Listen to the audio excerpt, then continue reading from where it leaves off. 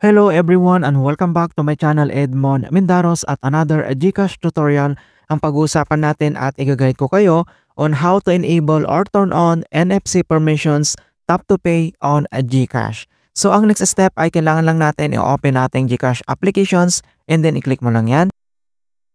And kailangan lang natin mag-login. Once nakapag-login ka na, and the next step, so dito lang sa baba ay kailangan mo lang i-select dito yung Meta Profile na makikita dito sa bottom right corner and then i-click mo lang yan. At dito lang sa ating GCash profile, dito lang sa left side navigation panel ay kailangan mo lang i-select dito yung settings.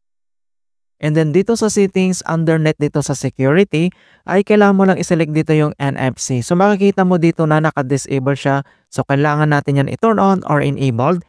And then kailangan mo lang i-tap dito yung NFC.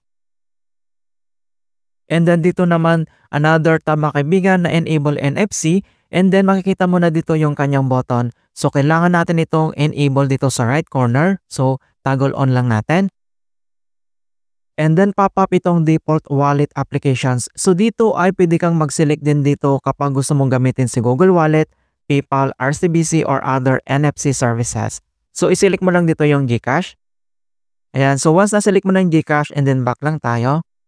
And then back. And then back tayo dito. Punta tayo dito sa ating homepage. So dito lang sa ating GCash homepage and then makikita mo na dito yung tap to pay and then i-click mo lang yan.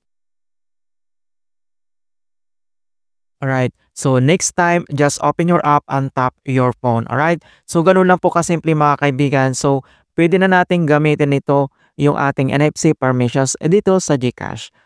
Alright, so that's it guys and thanks for watching.